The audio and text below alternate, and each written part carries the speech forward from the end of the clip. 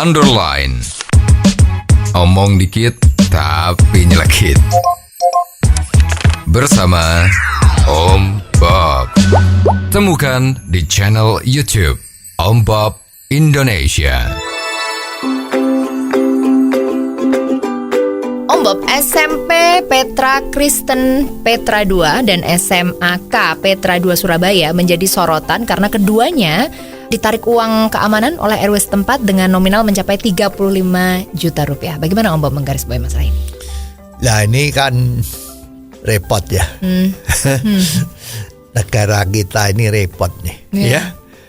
Sekarang itu memang terjadi selisih paham atau selisih pertengkaran ya, karena uang keamanan dalam tanda petik ya, itu uang keamanan yang diminta oleh warga.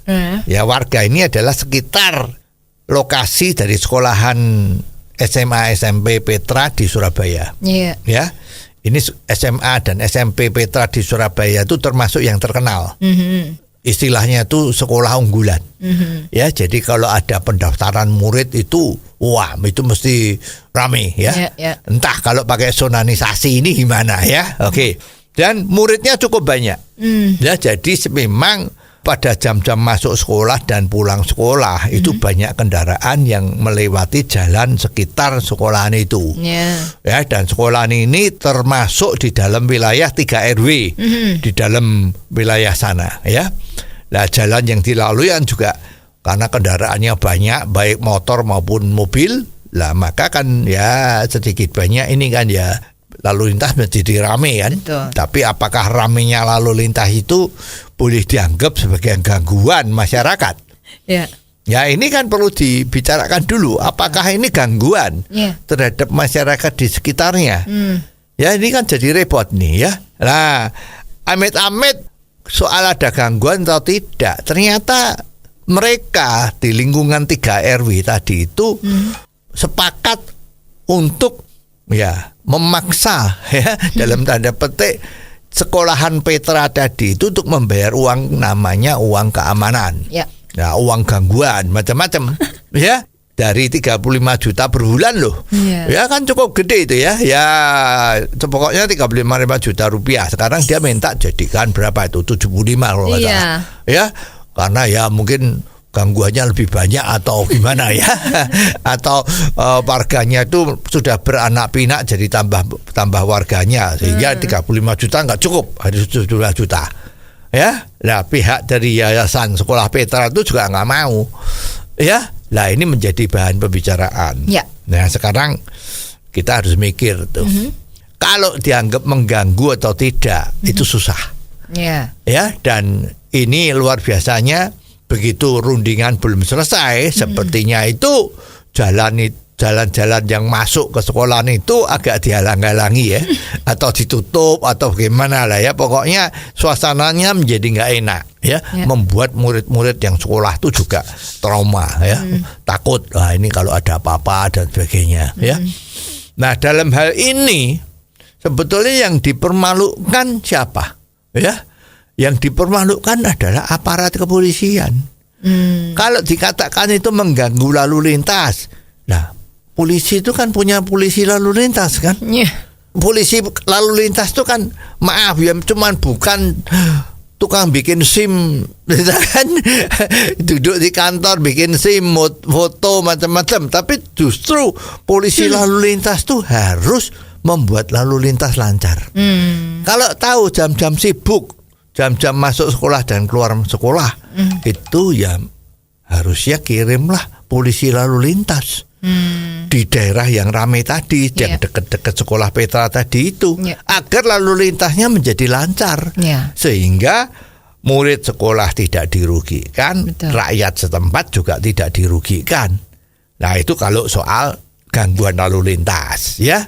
Tapi kemarin juga ada yang ngomong ini kok seolah-olah ini menjadi uang keamanan. Uang keamanan apa? Ya kan? Nah ini juga apa gayanya kan jadi seperti gaya preman, maaf ya, gayanya seperti preman tapi bukan preman ya. Nah, ini yang dimalukan siapa yang dibikin malu? Nah, kembali ke polisi. Iya kan?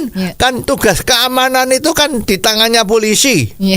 Nah sekarang kenapa warga sipil di tempat itu yang konon mewakili 3 RW itu semacam minta uang keamanan, walaupun diistilahkan uang lalu lintas yang ramai misalnya seperti itu.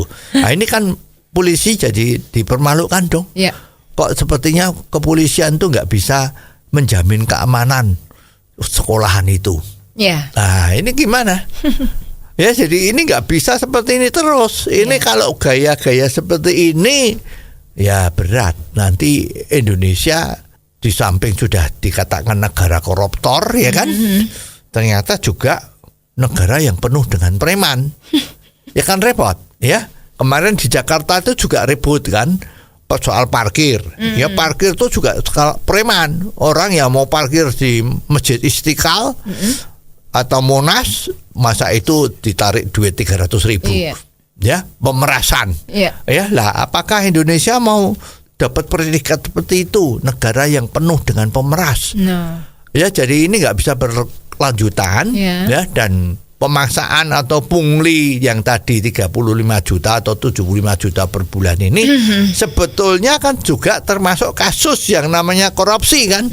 Kalau kita mengurus surat tertentu kepada aparat administrasi pemerintah, kalau dia berani ngutip itu kan jadi korupsi. Nah ini ngutipnya terang-terangan nih. Hai yayasan ini ya, kalau kamu mau aman ini bayarlah 35 juta 75 juta per bulan kepada warganya. Nah ini kan gimana? Ya jadi ini harus cepat-cepat diatasi dan jangan sampai ini menjadi contoh di mana-mana. Ya kalau itu sudah menjadi contoh di mana-mana ya kasihan pemerintah.